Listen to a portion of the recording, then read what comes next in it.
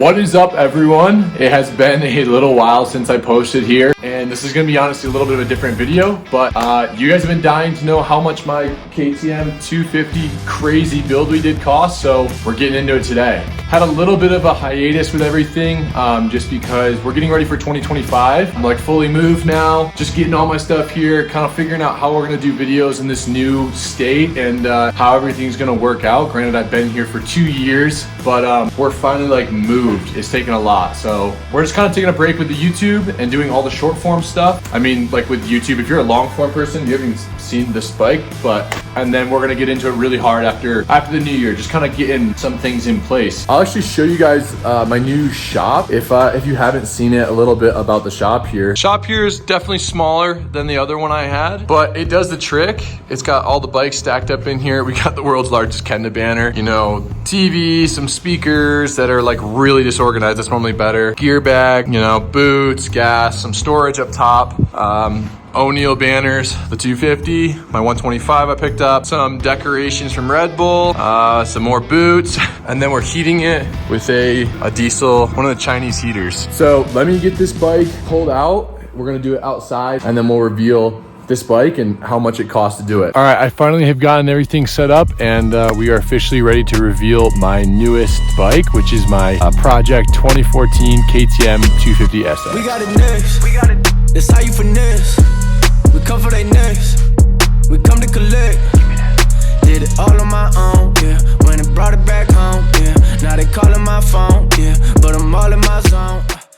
What is up, everyone? Welcome to the full price breakdown of my 2014 KTM 250sx. We're also going to be doing a startup. I filmed this video a couple days ago, and I got another concussion recently, so I just haven't been feeling very good, and you could very much tell in that video, and I was really confused and whatever. So I'm redoing it, but the sound test at the end of the video will be from the other day, so if it's like different looking, that's why. This is my 2014 KTM 250sx that we got for 2,500 bucks. This thing was an absolute basket case. It leaked gas, the fork seals leaked, the rear shock was leaking, tires were bald, fenders were broken off. I mean, this thing was absolutely roached. Massive shout out to motorsport.com. They sponsored this build, as well as Applied Technology Suspension and Kenda tires. Kenda I've been with for a long time, so that's no surprise, but these other two hopped in. It was really cool to do something with them. So those parts didn't cost me money, but I feel like you guys want to know what it would cost you to replicate the same thing. So that's what we're gonna be doing. We're gonna be going over what it would cost the average guy if you didn't have sponsored help for this video. We're gonna go over the full build cost, which stick to the end. It is, I think, surprising. Even for me, it kind of shocked me a little bit. It's bad. Jumping right into it, we did a top end kit on this. The bottom end was super dialed. This thing only had 90 hours, no play, anything like that. Could I have done it? Sure. They were back ordered at the time, and I didn't really want to wait for it. Weissco 2-stroke piston is what I threw in the top. I normally do a double ring. I accidentally ordered a single ring, and I didn't have time to send it back, so we're gonna see how it runs, but we're running a single ring in this. It'll be new, and that was 149 bucks. The top end gasket kit we ended up running for this was just Cometics. It's $45, and we needed a Weissco needle bearing, which was 20 bucks just for that top end as well. One of my favorite parts of the entire bike is we've got the Pro Circuit R304 Shorty silencer, and we paired that with the Pro Circuit Works pipe, which is their raw pipe. Looks super good, has a super sick sound. Being a motocross bike, we don't care if it sounds loud. I'd rather have it, you know, loud and proud, and it'll be a lot more fun that way. So that's what we chucked on this thing. The Shorty silencer was 154 bucks, and the Works pipe was $286. For that Works pipe, it doesn't come with gaskets, so we got a Vertex exhaust gasket kit for 13 bucks, and we picked up a dual stage air filter for 28 bucks, and we also grabbed some air filter oil for 15 bucks just to oil that up. Next up, we have some odds and end carb parts. So we ended up throwing a JD jetting kit on this, which was 85 bucks. This gets these bikes relatively close. With the elevation here, it's really hard to get these things jetted correctly. So I bought a bunch of other parts to get it right. And even with the JD kit as it is right now, it's super rich running, which is a prime example of why I bought all these other things. We ended up getting a needle for the carb, which was $14.99, another main jet, which was $11.35, another needle for the carb, which was $13, a carb rebuild kit, new seals and gaskets. It needed it. That carburetor was green inside, so it really needed a rebuild. That was 32 bucks. Another main jet for $11, an idle jet for $11, another idle jet for $11, and basically all that is just so we can get this thing running really crisp. You got to change out those pieces to do it. The carburetor on this thing, we went through and really refreshed it with like the wire wheels and stuff. If you watched the series, you saw that. We also threw a clear fuel hose on there for 17 bucks, just so that looks new and it's nice. You see the premix coming through, and the breather hoses were $19 to get those black ones that give that carb that certain look. I also went ahead and picked up a reed gasket for $5 and a gasket for the supporting plate for the reeds for $11, just to kind of freshen that up and make sure we don't have any leaks. We picked up a couple specialty tools on this one that I had to grab. We had to get a helicoil repair kit. One of the threads on the clutch cover was completely stripped out, so I bought a new one of those for $14. Also grabbed a HP spoke torque wrench. This is just a torque wrench for the spoke nipples. With these new wheels, we want to get them torqued to the right spec so they don't taco or anything weird. That was $109, and I also had to pick up a 7mm head for that, which was $16 to fit the nipples on this. I also went ahead and grabbed some feeler gauges, which were just $4 to gap the rings correctly. I didn't have any out here in Colorado. And I picked up this HP Tools lift stand that you see the bike on right now, which was $65. For suspension, like I said, Apply Technology suspension, they sponsored it. Really recommend them. They're super great. They do engine work, suspension work, anything you possibly imagine. You can ship your stuff right to them in Colorado here if you're not local. On their site, it says $600 for a suspension rebuild, which is what we got done. So that's kind of what I'm throwing in here for the figure. But keep in mind, you know, it didn't actually cost me that. We ended up grabbing new linkage bearings for this. The old ones were pretty cooked, but that linkage knuckle was smashed, which we didn't know. So we never ended up even using the linkage bearing kit, but now we got extra ones for if we need them, and those are $86. I picked up a factory connection shock spring. That was $149. I'm a little bit too heavy for the stock spring on these, so we just went up a little bit more with that. We got Pivot Works fork seal and bushing kit for $89 to rebuild the front forks, and a Pivot Works shock repair kit for $112, again, to rebuild that rear one, and then Apply Technology did all the labor and work on it. Had to pick up a new linkage triangle. That's like the knuckle of that linkage. Like I said, the other one was smashed. We didn't know it. That was $249, and that came with the bearing, so we never used that bearing kit. I also picked up some Motor X shock oil for $25 and some Maxima fork oil for $6. Moving on to probably the biggest list is going to be body. So this is just all the different pieces that went onto this thing. So starting off with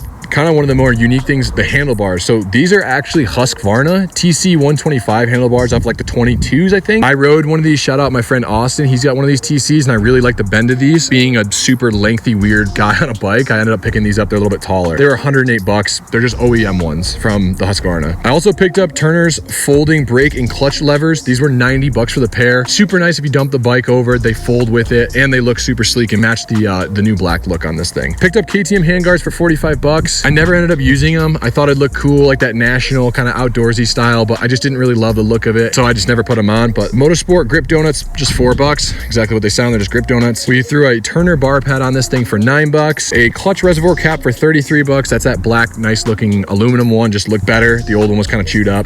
Threw a Turner hour meter on this thing for $20. Pretty good to know for maintenance intervals how many hours are on it. We threw ODI lock-on grips. I only run these grips. They're so easy to lock on. They're $27. The custom graphics that you see, I paid a designer to do the actual design of these things, and they came out really cool. They're geometric mountains is basically what they are. It's just something I've had the vision for a really long time. I actually have a matching tattoo for it on my back. And then to get them printed, my man Patrick Carreno is who does all of my graphics. You can find him on Facebook. People ask me all the time. He gets them printed out for me, and his cost for me was $185. So for wheels, we did front and rear wheels, complete kits. These are Turner wheels. So you'll see Turner a lot of times throughout this build. Turner is Motorsport's in-house brand. They create super durable products that are not crazy expensive. The markup on these things is insane, so they help bridge that gap for the average rider. Love their stuff. Their rear wheel kit was $394, and their front wheel kit was $355. We also picked up a Turner valve stem kit for $8. That's just the black valve stem, so it matches everything. Moving on to a Churbis. I'm probably saying it somewhat wrong. I can never quite get that down. So we did a Churbis mud flap for $23. The old one was completely cooked. We did a Churbis replacement petcock. That was $16. The original tank on this leaked really bad, so I bought a new petcock for it, not thinking that we're putting this moto tank on it for motocross. So, but now that one's ready to go. We're gonna throw that on my Woods bike, and that'll be kind of cool too. So we got a different tank for that now. We ended up going with the Churbis full plastic kit. That was $165. That's the black plastics that you see on the entire bike. And with that kit, we ended up throwing away the front fender and the front number plate because we swapped those out for a 2020 front fender, which was $23, and a 2020 front number plate, which was $21. It just kind of revives the look of these older bikes and doesn't change too much. I want to kind of look classic, but it also helps out with this overall age look of it. We ended up throwing in a Churbis chain guide and slide on, which was $85 as well. A Churbis frame guards for $47. They look super clean. A Churbis front disc brake cover, $28. That's that black and white cover on the front you see. And with that, it doesn't come with a mount, so we had to buy the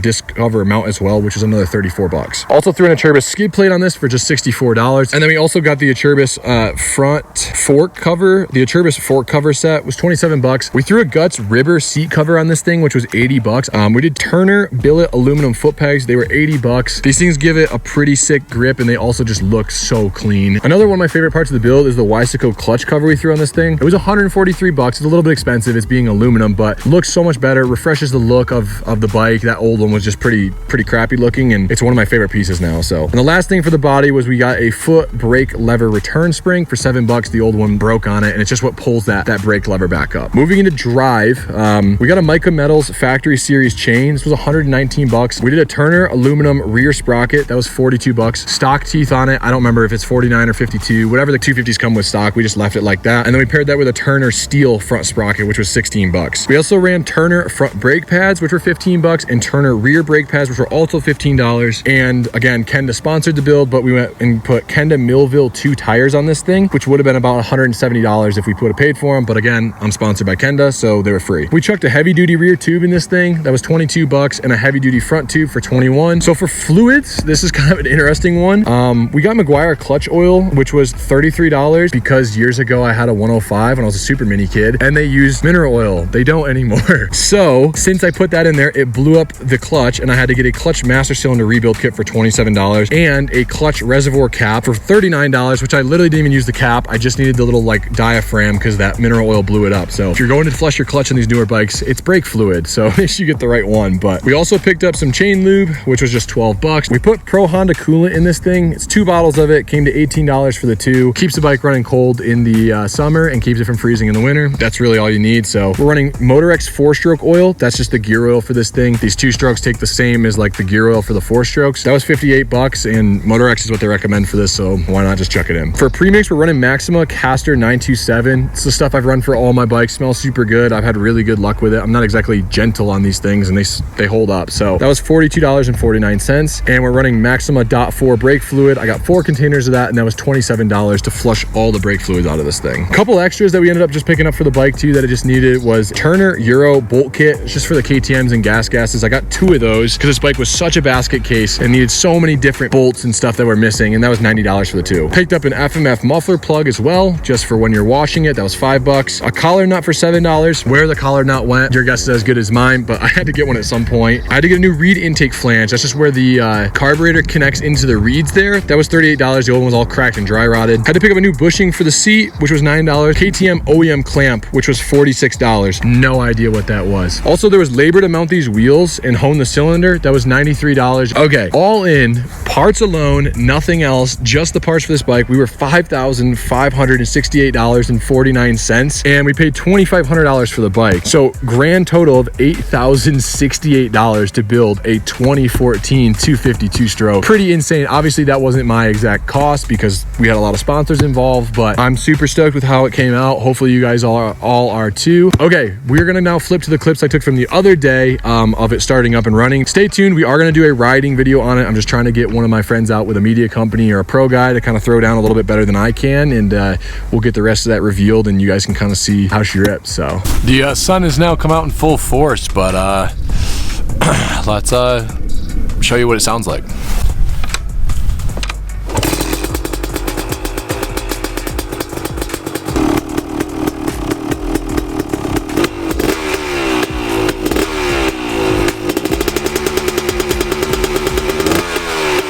Like I said earlier, it's super rich. Just gotta get that jetting dialed, but we'll get it warmed up a little bit and kind of let you hear the 250 sing.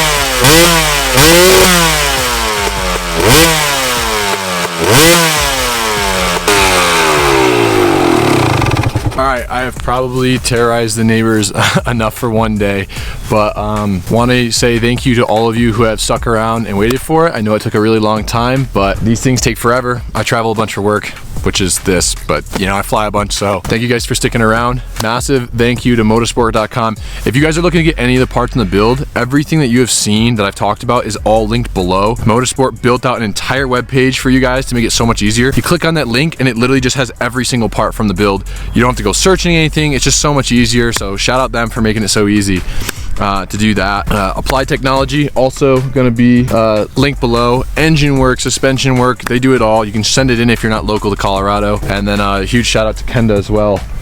You guys know Kenda. Kenda's not anything new. So, and be on the lookout. We are hitting 2025 very hard. As you can see, we've got the property here. We're gonna be filming everything out here now, so it's gonna be a little bit different, but I'm excited. I think it's gonna be really fun. So deuces, see you guys in the next one. Oh, and also we're thinking about doing a little build on this for YouTube long form. So normally I do it on the short form stuff like TikTok, but we're thinking about doing it for YouTube. If you guys want to see that, let me know. We're really getting geared up to do this right here in 2025.